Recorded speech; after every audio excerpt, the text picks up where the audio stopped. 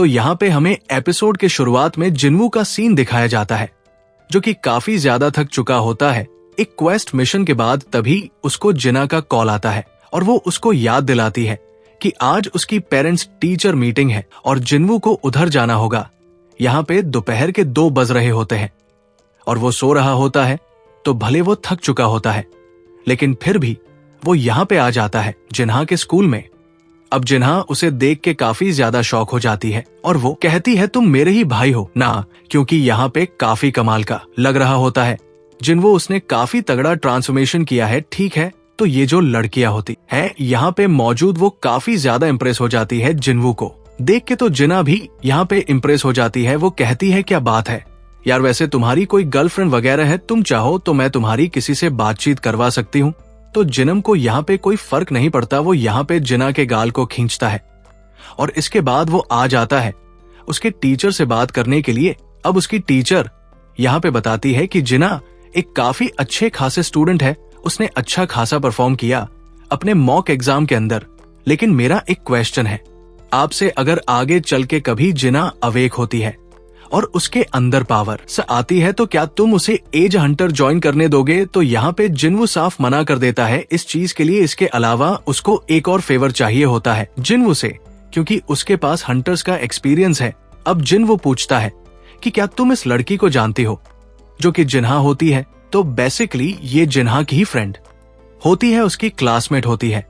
और सॉन्ग ये को भी पता चल जाता है कि ये बंदा जिन्हा का भाई है। तो वो समझ जाती है कि इसका पर्पस क्या है।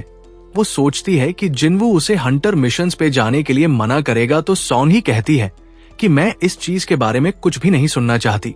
लेकिन जिनवू कहता है कि चिंता मत करो, मैं उसके बारे में बात नहीं कर रहा, तुम मेरे साथ चलो। वो यहाँ से निकल जाता है। दूसरा यहाँ पे हमें दिखाया जाता है कि एक फ्लाइट से इधर आता है हंग डोंगू और उसको रिसीव करने के लिए यहाँ पे नचल भी आया होता है। और अबे यार डोंगो इधर आके कुछ ज्यादा इंप्रेस नहीं होता, ठीक है। वो यही कहता है कि ये कोरिया कितना ज्यादा ओल्ड फैशन है यार, लेकिन मैंने सोचा नहीं था कि हंटर एसोसिएशन का चीफ मेरे को यहाँ पे खुद वेलकम करने के लिए आएगा। तो नचल कहता है कि जिस देश को धोखा दिया उसमें वापस आए हो, उन 2 लोगों से मिलने के लिए। सिर्फ तो डोंगो कहता है कि क्या मिलने के लिए, अब ऐसा मासूम मत दिखाओ अपने आप को, तुम लोग सर्विस टीम में हो तो तुम्हें नहीं पता मैं यहाँ पे क्यों आया हूँ। ये सारा काम एक डंजी के अंदर होगा। सबसे पहले वो ई रैंक का हंटर, उसके बाद वो डी रैंक का हंटर, उन दोनों को मैं मार डालूंगा, जो कि बेसिकली जिनवो और जिन्हो होते हैं। दूसरा यहाँ पे हमें हंटर गिल्ड के हेडक्वार्टर्स का सीन दिखाया जाता है। इधर चोई जंग इन गोग उन्हीं को अपनी 3rd रेड मिशन के बारे में बता रहा होता है, जो कि जेजो आइलैंड के ऊपर हुई थी। ओके चोई ने इस मिशन को लीड किया था। वो बताता है कि यहाँ पे एक काफी खतरनाक चीज सामने आई है कि वो जो नट्स थी वो साइलेंट के ऊपर, उनके अंदर अब विंग्स भी आ गए हैं और अब वो उड़ना सीख रहे हैं। खुशी की बात बस ये है कि उनके एवोल्यूशन के बाद भी अभी वो कुछ ज्यादा लंबे समय तक नहीं उड़ सकते और थोड़े समय बाद ही वो डूब जाते हैं पानी के अंदर। लेकिन बस कुछ समय की बात है, उसके बाद आपको पता ही है कि वो उड़ के यहाँ पे मेन सिटी के ऊपर भी हमला कर देंगे। तो इनके पास ज्यादा समय नहीं है इस मैटर के ऊपर। दूसरा यहाँ पे हमें सी गेट का सीन दिखाया जाता है। इधर जिनवू सॉन्ग को अपने साथ लेके आया होता है और मिलवा है आन और हियोन से। अब बेसिकली यहाँ पे जिनो ने आन सांगम से एक फेवर मांगा होता है कि ये लोग इनको अलाव करें एक मिशन के अंदर, जो कि व्हाइट टाइगर गिल्ड ने ऑर्गेनाइज करवाया है। ओके ये मिशन इसलिए बनाया गया है जिससे कि नए हंटर्स की प्रैक्टिस हो सके, एक गिल्ड प्रैक्टिस, ठीक है। इसी वजह से ये लोग एक सी रैंक के गेट के अंदर आए हैं। ओके अब यार जिनवू का मेन मोटिव यहाँ पे आने का ये है कि वो सॉन्ग को ये दिखाना चाहते हैं कि एक हंटर के कितने ज्यादा स्ट्रगल्स होते हैं। तभी यहाँ पे ए रैंक का हंटर किम चोल आता है और ये भी व्हाइट टाइगर गिल्ड का होता है और ये एक काफी कमाल का टैंकर होता है। इसके स्किल्स काफी कमाल के हैं। लेकिन किम चोल आते साथ ही यहाँ पे भाई परेशान हो जाता है देख के कि यहाँ पे 2 ई रैंक के हंटर्स क्या कर रहे हैं, एक तरीके से बोझ बन जाते हैं। तो जैसे ही ये टीम यहाँ पे गेट के अंदर बढ़ती है, हमें दिखाया जाता है कि ये गेट पूरी तरह से बदलने लग जाता है और जिनवू ये चीज पहले ही नोटिस कर लेता है। वो देखता है कि ये गेट एक तरीके का रेड गेट बनने लग जाता है। अब वो जैसे ये बात समझता है, वो सॉन्ग का हाथ पकड़ के उसको जल्दी से लेके भागने वाला होता है यहां से। लेकिन ये गेट सील होना शुरू होने लग जाते हैं, जिससे कि ये लोग बाहर नहीं निकल पाते। अब थोड़ा सा फैस यहाँ पे जिनम का बाहर होता है, तो वो ना और बाकी सबसे ये कहता है कि जल्दी से जल्दी प्राइमरी रेड टीम को कांटेक्ट करो, ये एक इमरजेंसी है। और ये गेट यहीं पे बंद हो जाता है। न इधर बेक यन हो को कांटेक्ट करता है, जो कि व्हाइट टाइगर गेट का गेट मास्टर है। ठीक है, ये न्यूज सुन के बे खुद शॉक हो जाता है।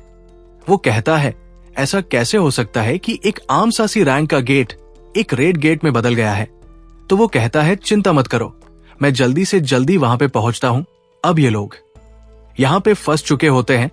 इस गेट के अंदर ये नो करते हैं कि ये बार फीले इलाके के अंदर आ चुके होते हैं ये लोग। तो किम चोल इन लोगों को बताता है कि ये गेट एक रेड गेट में बदल गया है और यहां से बाहर निकलने के सिर्फ 2 ही तरीके हैं, या तो हम इस डंजी के बॉस को हरा दे, या तो फिर ये डंजी खुद ही तबाह हो जाए, जिसको सालों लग सकते हैं। जब ये सारी बातें जिन वो बता रहा होता है, इस सॉन्ग को तभी 2 प्रोजेक्टाइल्स उड़ते हुए आते हैं फॉरेस्ट के अंदर से काफी तेज स्पीड में, जिससे एक सी रैंक का हंटर तो भाई उधर ही मर जाता है। मतलब उसके फेस पे लगा होता है प्रोजेक्टाइल, जो कि एक आइस एरो होता है। दूसरा एरो यहाँ पे सोनही के ऊपर आया होता है, बट जिनवू ने इस एरो को भाई पकड़ लिया होता है अपने हाथों से ही। अब यहाँ पे पार्क हिजन नाम की एक हंटर होती है, वो देख लेती है भाई जिनवू के रिफ्लेक्सेस तो काफी कमाल के और उसकी ताकत भी काफी कमाल की है।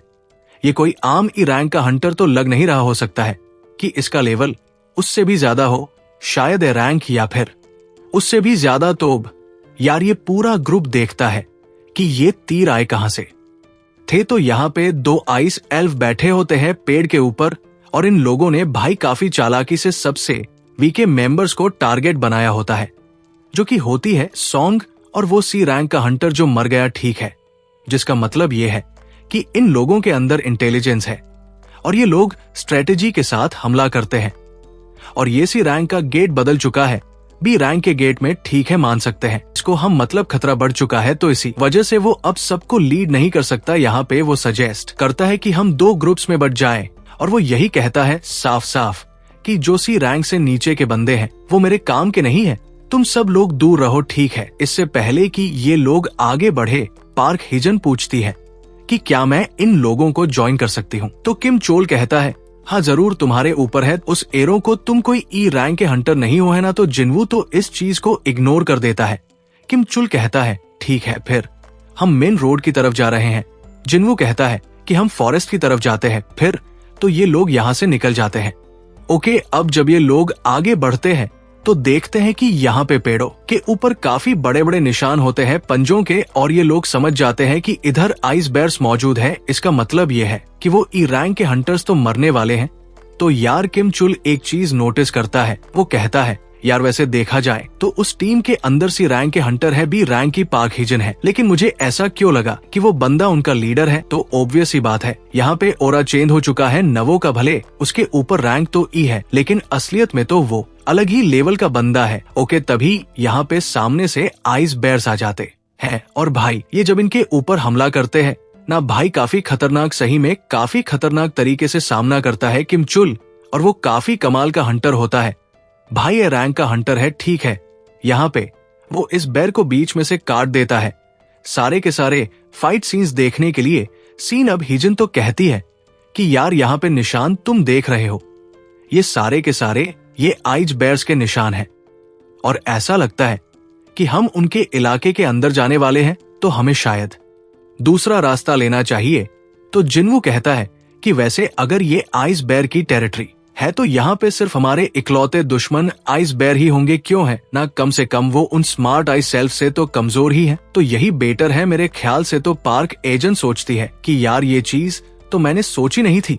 तो यहाँ पे इस फॉरेस्ट के अंदर काफी ज्यादा ठंड हो रही होती है, तो वो अपनी इन्वेंट्री में से यहाँ पे कुछ गर्म कपड़े निकालता है। ये लोग शॉक हो जाते हैं ये देख के कि भाई ये हाई लेवल का स्टफ इस बंदे के पास कैसे आया। तो सॉन्ग पूछती है यार असलियत में तुम हो कौन, तुम्हारा सीन क्या है। तो जिनवू कहता है कि मैं वो इंसान हूँ जो तुम्हें यहाँ पे लेके आया हूँ, तो मैं ही तुम्हें इस जगह से बाहर निकालूं। और तुम्हें प्रोटेक्ट करूंगा, ठीक है, लेकिन इसके बदले में मुझसे कोई क्वेश्चन मत पूछना। और हाँ, तुम दोनों भी नहीं, मुझसे कोई क्वेश्चन पूछना नहीं, मुझसे कुछ मांगना तुम तभी। यहाँ पे पीछे से एक काफी बड़ा आइस बेयर आ जाता है और इधर वो अपना टाइटल चेंज करके वल्फ एसिन कर लेता है और लड़ना शुरू करता है। वही दूसरी और हमें दिखाया जाता है कि किबा एक यहाँ पे आ चुका होता है और ये एंट्रस्ट पूरी तरह से सील हो चुका होता है। उसे पता होती है ये बात, ठीक है। वो यही सोचते हैं कि चलो अच्छी बात यह है कि उस टीम के अंदर कुछ ए रैंक या बी रैंक के हंटर्स हैं जो कि शायद जिंदा तो बाहर निकल ही सकते हैं। ओके, अब ये तो सिर्फ मिस्टर किम के ऊपर डिपेंड करेगा। तो ये लोग बताते हैं कि नहीं, एसोल टीम के अलावा भी कुछ लोग अंदर गए हैं।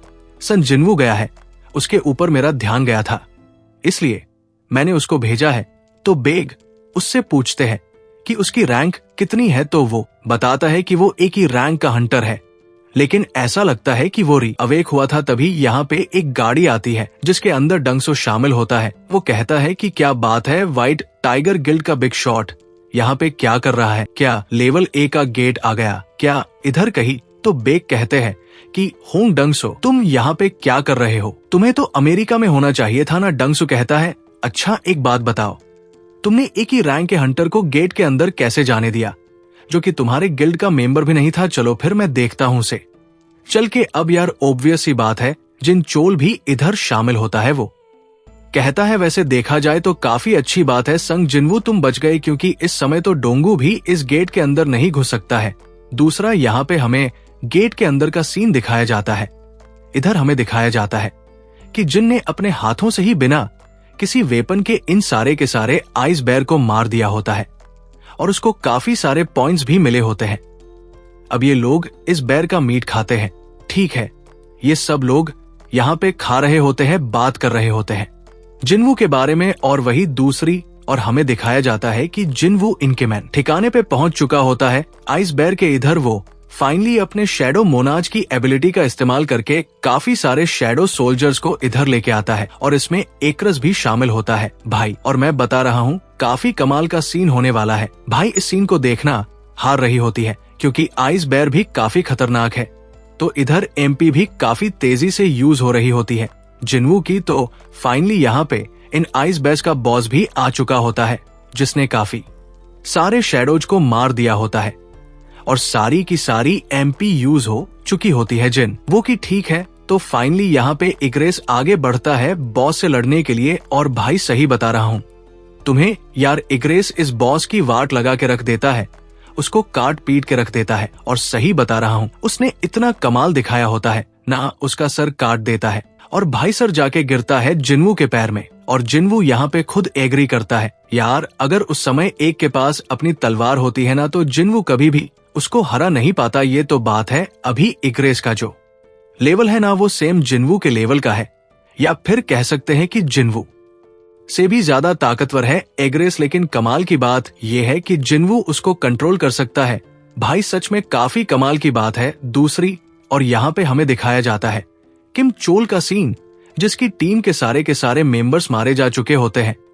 वो अकेला यहाँ पे बचा हुआ होता है और इधर आइस सेल्स की आर्मी ने इनको घेर लिया होता है चारों तरफ से। अब वो तो यहाँ पे डर जाता है, वो यहाँ से भागना शुरू कर देता है और हमें दिखाया जाता है कि शायद आइल्स का ये किंग है या फिर वो बॉस है, मुझे नहीं पता। एंड में हमें उसी का सीन दिखा जाता है। तो अगर वीडियो पसंद आई तो लाइक करना, सब्सक्राइब कर लो। अगर चैनल पे नए हो तो मिलता हूं आपसे अगली वीडियो में, तब तक के लिए गुड बाय।